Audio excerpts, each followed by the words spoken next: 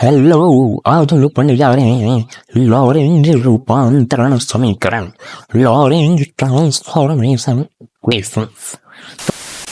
तो यहाँ पर सबसे पहले आप चित्र समझ लीजिए। चित्र आप समझ लेंगे तो बहुत ही आसानी से आपको तरीके से समझ में आ जाएगा। तो यहाँ पर हमारा चित्र है, हमारे पास दो फ्रेम है। पहला फ्रेम एक्स वाई जेड और X dash Y Z Y dash and Z dash, ये दो फ्रेम हो गए हमारे पास। एक बिंदु P है जिसका फ्रेम फर्स्ट फ्रेम के सापेक्ष एक्स वाई और समय के सापेक्ष एक्स वाई जेड और टी हो जाएगा, और सेकंड फ्रेम के सापेक्ष हमारा X dash Y dash Z dash और टी डैश यहाँ पर हमारा हो जाएगा। और यहाँ से यहाँ तक के बीच हमारा आर है, इसकी दूरियां। अब इसको हम आगे समझते हैं, तो चलिए शुरू करते हैं। तो यहाँ बस माना कि दो जड़त्वीय फ्रेम एस व एस डैश है। तो यहाँ बस हमारे पास दो फ्रेम हो जाएंगे, पहला फ्रेम एस और दूसरा एस डैश हो जाएगा। फिर उसके बाद फ्रेम एस स्थिर है, जबकि हमारा फ्रेम एस डैश एस के सापेक्ष एक्स अक्ष के अनुदिश v वेग से गति कर रहा है। तो आप इसको एक बार पढ़ लीजिएगा, मतलब समझ लीजिएगा, फिर उसके बाद आपको अपने लैंग्वेज में ही लिखिएगा जिससे आपको आसानी से समझ में आए और आसानी से आप इसे बना सकें। तो अनुदिश v वेग से गति कर रहा है। प्रारंभ में दोनों के मूल शून्य तथा मतलब जीरो ओ तथा ओ डैश संपाती रहते हैं। तो यहाँ पर जो हमारे दोनों के मूल बिंदु हैं, मूल बिंदु ओ तथा ओ डैश, इसका निर्देशांक 0 0 है। तो ये दोनों एक दूसरे के संपाती हैं, मतलब एक ही रेखा में है दोनों, ठीक है। फिर उसके बाद यहाँ पर माना कि टी मतलब समय, उसमें जो हमारा जो समय लग रहा है उसी को हमें अब यहाँ पर ज्ञात करना है। तो यहाँ पर टी तथा टी डैश पर एक प्रकाश किरण बिंदु O से चालू होती है। तो अब यहाँ पर जो हमारा समय है, मतलब जो हमारा टी तथा टी बराबर टी डैश पर यहाँ से हमारी एक प्रकाश किरण इधर की ओर ट्रेवल कर रही है। अब प्रकाश किरण O से चालू होती है, जब प्रकाश किरण P पर पहुंचती है तो माना O तथा O डैश पर खड़े प्रेक्षक द्वारा बिंदु P की स्थिति और समय, क्रमशः स्थिति और समय जो हमारा मैंने अभी बताया, स्थिति और समय के हिसाब से यहाँ पर जो हमारा निर्देशांक आ जाता है P के सापेक्ष फर्स्ट फ्रेम के लिए एक्स वाई जेड टी और सेकंड फ्रेम के लिए X dash Y dash Z dash और टी डैश यहाँ पर हमारा फ्रेम हो जाता है। फिर उसके बाद जब फ्रेम S से P तक पहुंचने में लगा समय, अब यहाँ पर से हमको जो हमारा आ जाता है फ्रेम S, ये इस फ्रेम से बिंदु P तक लगा समय, इसके बीच में जो हमें समय लग रहा है उसे हमें यहाँ पर निकालना है। तो आप जानते हैं चाल बराबर दूरी बटे समय होता है, तो समय बराबर दूरी बटे चाल हो जाएगा, सिंपल।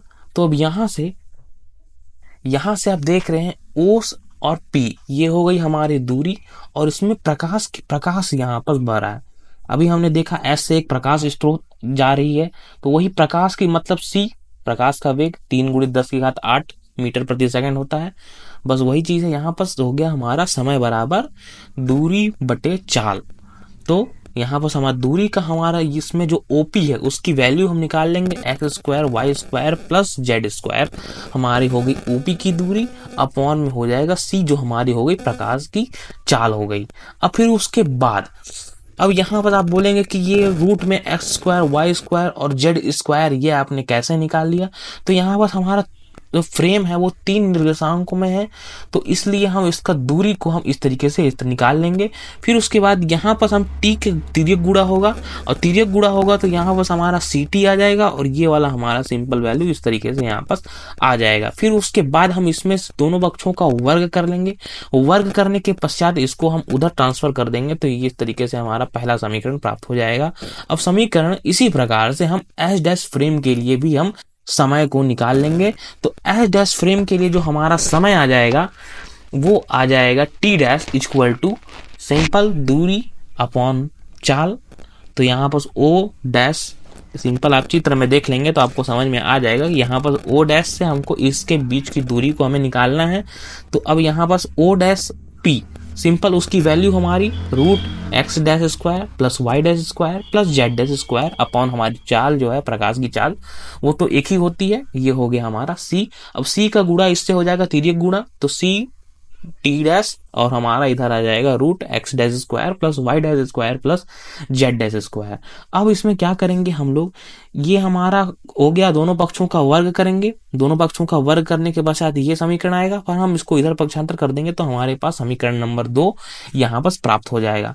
अब समीकरण नंबर 1 और 2 से, अब ये वीडियो लंबी हो सकती है क्योंकि मैं इसको डिटेलिंग में, बहुत ही ज्यादा डिटेलिंग में समझा रहा हूं, तो वीडियो को पूरा देखिएगा, आपको पूरे डिटेल्ड में पूरे इक्वेशन को अच्छे से सॉल्व करके दिखाया हूं। तो चलिए देखते हैं आगे। तो यहाँ पर 1 व 2 से, समीकरण 1 और 2, यहाँ पर दोनों का मान बराबर बराबर में 0 है, तो हम दोनों को बराबर लिख सकते हैं। तो यहाँ पर हम लिख देंगे X square plus Y square plus Z square minus C square T square equal to X dash square plus Y dash square plus Z square minus C square T dash square. Simple. अब परंतु गति केवल x अक्ष में हो रही है। अब यहाँ पर देख सकते हैं कि ये जो हमारा गति है वो केवल इस दिशा में ऐसे हो रहा है, एक्स अक्ष में हो रहा है। तो अब हम इसमें केवल एक्स अक्ष में गति हो रही है, तो यहाँ पर वाई का मान तो वाई डैश, दोनों मान बराबर होंगे, और जेड बराबर जेड डैश हो जाएगा जब हमारा केवल एक्स अक्ष में गति हो रही है। अगर वाई अक्ष में गति होती तो यहाँ पर एक्स अक्ष में गति हो रही है, इसलिए एक्स के मान में ही केवल परिवर्तन होगा, और अगर वाई अक्ष में गति हो रही तो वाई के मान में परिवर्तन होता। केवल एक्स अक्ष में गति होने के कारण वाई और जेड अक्ष में कोई परिवर्तन नहीं हो रहा, इसलिए Y equal to Y dash, Z equal to Z dash हो जाएगा। अब यहाँ पर समीकरण नंबर 3, यहाँ पर हमने समीकरण नंबर 3 प्राप्त किया, ये वाला इक्वेशन। अब समीकरण नंबर 3 में हम ये y equal to Y dash और z equal to Z dash रखेंगे, तो हमारा काटापीटी होकर के हमारे पास कुछ टोटल वैल्यू समीकरण नंबर 4 हमारे पास ये प्राप्त हो जाएगी। अब फ्रेम एस डैश एस के सापेक्ष v वेग से गति कर रहा है, तो यहाँ पर जो हमारा फ्रेम है ये स्थिर है, और ये वाला फ्रेम हमारा इस दिशा में गति कर रहा है, एक्स दिशा में ऐसे गति कर रहा है। तो v वेग से गति कर रहा है, तो हमारा गैलीलियन रूपांतरण से, अब गैलीलियन रूपांतरण क्या कहता है, अब गैलीलियन रूपांतरण से यहाँ पर जो x dash equal to X minus we T और x equal to X dash plus we T dash, अब ये कहां से आया आपको ये पता करना है, तो आप इसमें देखिए, यहाँ पर आपको मैं सिंपली गैलीलियन ट्रांसफॉर्मेशन बहुत ही शॉर्ट फॉर्म में बता देता हूं। तो यहाँ पर हमारे पास 2 फ्रेम है, अब 2 फ्रेमों में से इधर इस बिंदु से इधर तक के बीच की टोटल दूरी हमारी x है। अब ये कैसे दूरी है, क्योंकि ये x अक्ष में है, तो हम नीचे वाले चित्र से आप आसानी से समझ जाएंगे कि ये जो हमारा फ्रेम है इसी के ऊपर में है, तो जस्ट हम इसको x मान सकते हैं सिंपली। अब इसमें जो हमारा सेकंड फ्रेम है उसका जो हमारा दूरी हो जाएगा x डैश, सेकंड फ्रेम में x अक्ष वाला x डैश हो जाएगा। तो हमको अगर एक फ्रेम से दूसरे फ्रेम तक के बीच की टोटल दूरी निकालनी है, तो इसमें से हम देख सकते हैं कि इसके बीच की दूरी बराबर होता है, मतलब दूरी बराबर आप जानते हैं, दूरी बराबर चाल गुणित समय होता है। तो अब इसके और इसके बीच की दूरी को हम दूरी बराबर चाल गुणित समय, तो यहाँ पर हमारा भी वेग से गति कर रहा है, तो हमारा हो जाएगा वेग v चाल, और समय हमारा t लग रहा है, तो हम ये इसको इसके बीच की दूरी को vt के रूप में लिख सकते हैं। और जो हमारा गैलीलियन ट्रांसफॉर्मेशन जो फॉर्मूला बन रहा है वो इस तरीके से बन रहा है कि हमको अब निकालना है x बराबर हमें निकालना है, तो हम vt प्लस x डैश लिख सकते हैं, तो हमारा x बराबर आ जाएगा। और सिंपल हमें सेकंड फ्रेम के लिए निकालना होगा x डैश की वैल्यू, तो x डैश में x माइनस vt कर देंगे, तो हमारे पास x डैश की वैल्यू आ जाएगी। तो यही हमारा गैलीलियन ट्रांसफॉर्मेशन हो जाता है। फिर उसके बाद परंतु यदि वेग अधिक हो, मैंने अभी बताया था, आपने गैलीलियन ट्रांसफॉर्मेशन का वीडियो देख लिया होगा। तो गैलीलियन ट्रांसफॉर्मेशन में क्या होता है कि वेग अधिक होती है, जिस कारण से उसमें वेग अधिक होने पर गैलीलियन ट्रांसफॉर्मेशन लागू नहीं होता है। तो अगर लागू नहीं हो रहा तो अब हम क्या करना पड़ेगा, इसमें जो हमारा ऊपर जो समीकरण आया है उसमें एक नियतांक को इसमें ऐड कर देंगे। तो इसमें नियतांक को लेंगे तो यहाँ पर हम गामा को यहाँ पर इसके इनटू फॉर्म में ले लेंगे, जिससे एक नया रूपांतरण यहाँ पर हमारा तैयार हो जाएगा। तो हमारा पहला समीकरण के लिए X dash equal to gamma X minus V T हो जाएगा, तथा दूसरे समीकरण के लिए एक्स बराबर gamma dash X dash plus V T dash यहाँ पर हमारा आ जाएगा। अब जहां हमारा गामा तथा गामा डैश नियतांक है, सिंपल ये स्थिर रूप में है, इसको हम एक नियतांक माने हैं, और इस नियतांक में समीकरण 5 और 6 से मतलब अब हम इसमें क्या कर सकते हैं कि ये जो हमारा 5 है समीकरण है या फिर 6 समीकरण है, उसमें हम एक्स डैश की वैल्यू को हम यहाँ पर पुट कर देंगे। तो हमारा समीकरण x equal to gamma dash कोष्टक gamma x minus we T plus we T dash यहाँ पर हमारा समीकरण आ जाएगा। अब इस समीकरण में गामा का अंदर में इंटू होगा तो gamma X minus gamma V T plus we T dash. अब ये गामा डैश की वैल्यू भी अंदर में इंटू हो जाएगी सब में, तो ये X equal to gamma dash gamma X minus gamma dash gamma V T plus gamma dash V T dash. फिर उसके बाद यहाँ पर कुछ भी नहीं हो रहा, सिंपली आपको हल करते चलना है, कोई दिक्कत वाली बात नहीं है। फिर उसके बाद इसमें एक्स वाले टर्म को हम ले लेंगे, ये वाला और ये दोनों एक्स वाले टर्म है, तो अब इस दोनों को लिए तो हमारा एक्स हमारा एक तरफ पक्षांतर कर दिए और ये माइनस वाले ये दोनों को उधर पक्षांतर कर दिए, तो x equal to 1 minus gamma gamma dash plus gamma dash gamma gamma dash B T, यहाँ पर हमारी वैल्यू आ गई। अब इसमें हम क्या करेंगे कि इसमें जो हमारा टी डैश है उसको छोड़ करके बाकी को इधर हम पक्षांतर करेंगे, तो ये वाला हमारा वी गामा डैश प्लस अब इस वाले के लिए भी वी गामा डैश हमारा इधर उधर दोनों में आ जाएगा। फिर उसके बाद T dash equal to gamma gamma T plus X upon gamma dash V 1 minus gamma dash. अब इसमें क्या हो रहा है, गामा गामा कट गया, वी से भी कट गया, तो हमारे पास गामा टी बचा जो यहाँ पर हमने लिख दिया है। अब यहाँ पर simple X upon gamma dash V और 1 माइनस गामा गामा डैश को हम इस तरीके से सिंपली इधर लिख सकते हैं, जो हमारा टी डैश की वैल्यू हमारे पास इस तरीके से हमें प्राप्त हो चुकी है। फिर उसके पश्चात हम इसमें और थोड़ा सा हल करेंगे, तो यहाँ पर हम हल करेंगे तो इसमें टोटल आपको दिख रहा होगा कि इसमें से हम इस दोनों समीकरण में से गामा को हम कॉमन ले सकते हैं। तो यहाँ पर हम गामा को यहाँ कॉमन लेंगे तो T dash equal to gamma T plus X upon gamma, क्योंकि हमने इसमें गामा कॉमन लिया है तो गामा अपॉन में आ जाएगा gamma gamma dash V 1 minus gamma gamma dash. Simple. अब इसमें गामा हमने कॉमन लिया तो T dash equal to gamma T. अब यहाँ माइनस कैसे आ रहा है, इसमें हमको इसको पलट देंगे तो इसमें से जो माइनस है वो बाहर हम निकाल लेंगे। मान लीजिए इसमें से माइनस कॉमन ले लिए तो उसको सिंपली यहाँ हमने माइनस लिख दिया, ये सिंपल हो गया। फिर उसके पश्चात इसमें हम कुछ भी नहीं कर रहे हैं, इस वाले टर्म से हम इसमें गामा और गामा डैश को हम कॉमन ले लेंगे। अब गामा और गामा डैश कॉमन ले लेंगे तो और फिर उसके बाद इधर भी गामा गामा डैश है तो गामा गामा डैश कट जाएगा, तो यहाँ पर बचेगा x upon V 1 minus 1 upon gamma gamma dash, जो हमारा समीकरण नंबर 7 हो जाएगा। फिर उसके बाद समीकरण 4 में x डैश व t डैश के मान हम रख देंगे। तो समीकरण नंबर 4 हमारा ये रहा, समीकरण number 4 X square minus C square T square equal to X dash square minus C square T dash square. ये हो जाएगा हमारा समीकरण नंबर 4। अब इस समीकरण में हमारा ये समीकरण तो वैसे ही रहेगा, हमें इस समीकरण में एक्स डैश और टी डैश की वैल्यू को हमें इसमें पुट करना है।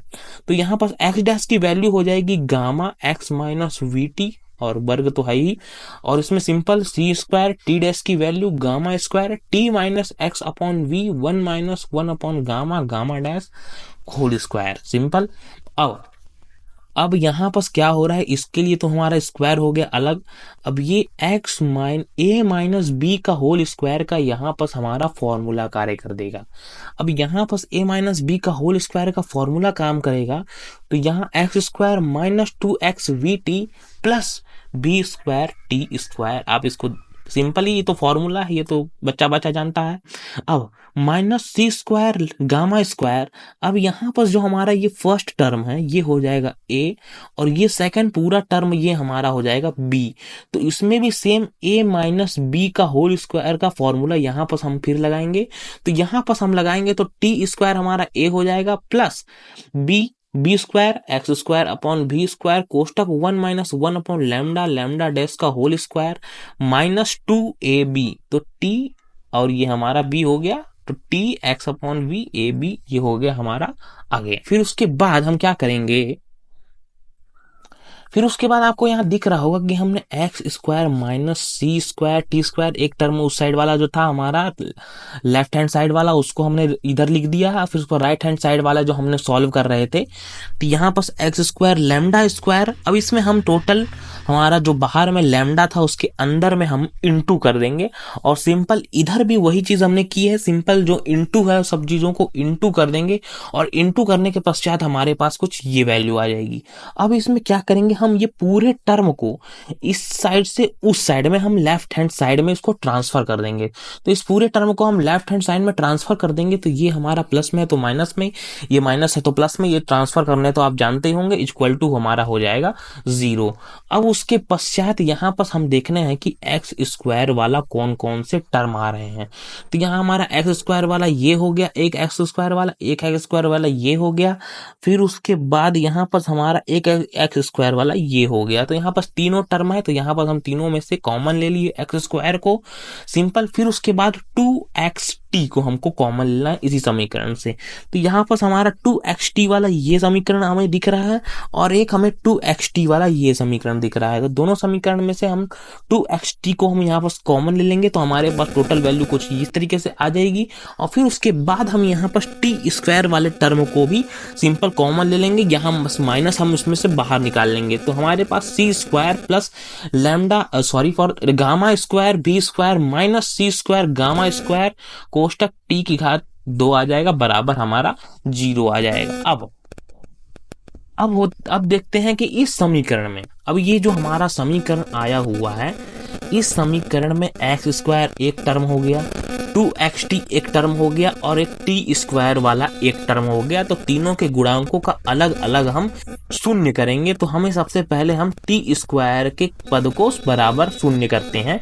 तो यहाँ पर C square plus gamma square भी square minus C square gamma square equal to हम 0 कर देंगे। तो हमारे पास 0 करने के बाद यहाँ पर हमारे टोटल वैल्यू आ जाएगी gamma square C square minus B square equal to C square. Simple, हम कुछ नहीं करना है, हमको एक तरफ हम इसको पहले माइनस वाले को इधर भेज और सी स्क्वायर को हम हमारे बाकी टर्म को उस साइड भेज दिए हैं। यहाँ पर जो हमारा आया है इसको आप सॉल्व कर लीजिएगा, बहुत ही सिंपल है, इधर उधर भेजने वाला काम है, पक्षांतर। फिर उसके बाद लैम्डा स्क्वायर हम कॉमन लेंगे, लैम्डा स्क्वायर कॉमन लेने के पश्चात सी स्क्वायर माइनस बी स्क्वायर यहाँ पर हमारे पास आ जाएगा।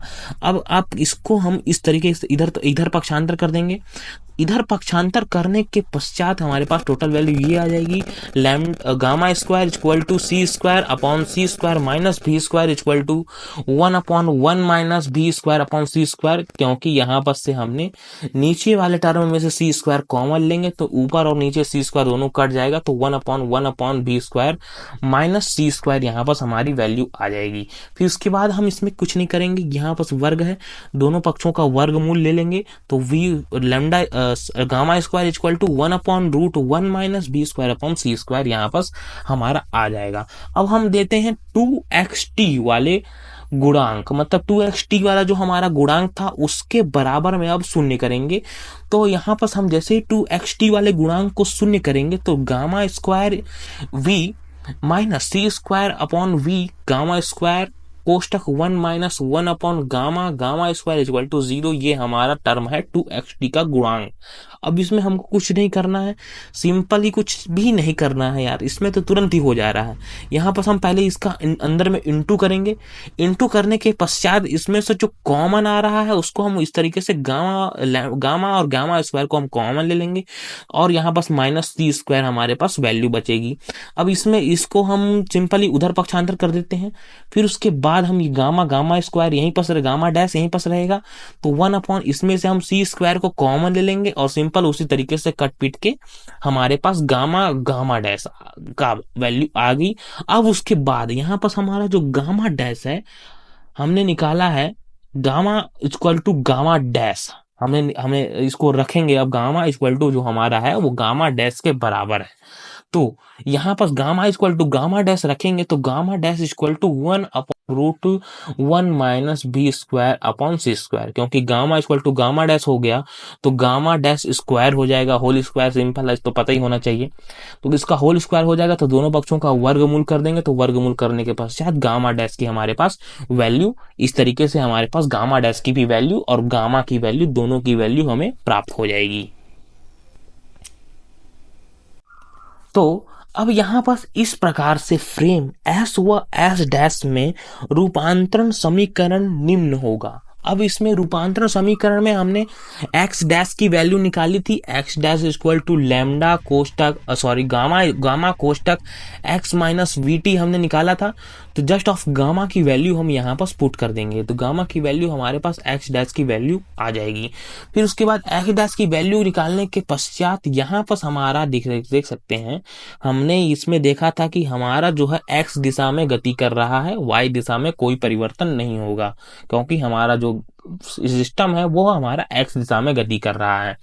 तो यहाँ पर हम इसमें टी डैश की वैल्यू भी सिंपल हमारा जो गामा की वैल्यू है उसको पुट करेंगे और हमारा टी डैश की वैल्यू भी इस तरीके से हमारे पास प्राप्त हो जाएगी। फिर उसके बाद इसके विपरीत फ्रेम मतलब एस डैश से एस में रूपांतरण समीकरण। अब इसमें क्या हो रहा है कि ये जो हमारा फ्रेम है, इस फ्रेम का हम इसको विपरीत कर देंगे, जस्ट ऑफ इधर इस दिशा में हम इसको पलट देंगे, इस वाले को इधर और ये वाले को इधर कर देंगे, तो सिंपली माइनस v हो जाएगा, वेग हमारा उल्टा हो गया, उस दिशा की ओर विपरीत कर दिए, यहाँ पर रूपांतरण हो गया, पलट दे रहे हैं। तो यहाँ पर x इक्वल टू हमारा x बराबर जो हमने निकाला था हमारा जो सेकंड फ्रेम के लिए value, x equal to X dash plus we T dash, lambda की वैल्यू हमने पुट कर दी है सिंपल। अब यहाँ पर y equal to Y dash, क्योंकि हमारा x की दिशा में तो गति हो रहा है ना कि y और z में, तो y और z में कोई परिवर्तन नहीं होगा, सिंपल हम इसको वैल्यू निकाल लेंगे। फिर उसके बाद हमारा t की वैल्यू भी सिंपल लैम्डा की वैल्यू यहाँ पर पुट करेंगे और हमारी t की वैल्यू भी प्राप्त हो जाएगी। यही हमारा लॉरेंज रूपांतरण का समीकरण हो जाएगा। तो मैं आशा करता हूं कि आपको समझ में पूरी तरीके से आ गया होगा। अगर नहीं समझ में आया होगा तो वीडियो में कुछ कमेंट कर दीजिएगा, कुछ भी अगर नहीं समझ में आया होगा तो मैं उसका जवाब देने का जरूर प्रयास करूंगा। तो हम मिलते हैं अगले वीडियो में, धन्यवाद। और कमेंट करते रहिएगा अगर आपको अच्छा लगे, और जो भी क्वेश्चन का आपको जवाब चाहिए, कोई भी क्वेश्चन, चाहे 10वीं 12वीं इधर उधर जो भी कहीं कोई क्वेश्चन आपको चाहिए तो मेरे कमेंट में जरूर बताइएगा, मैं उसको क्वेश्चन का जवाब देने का प्रयास जरूर करूंगा।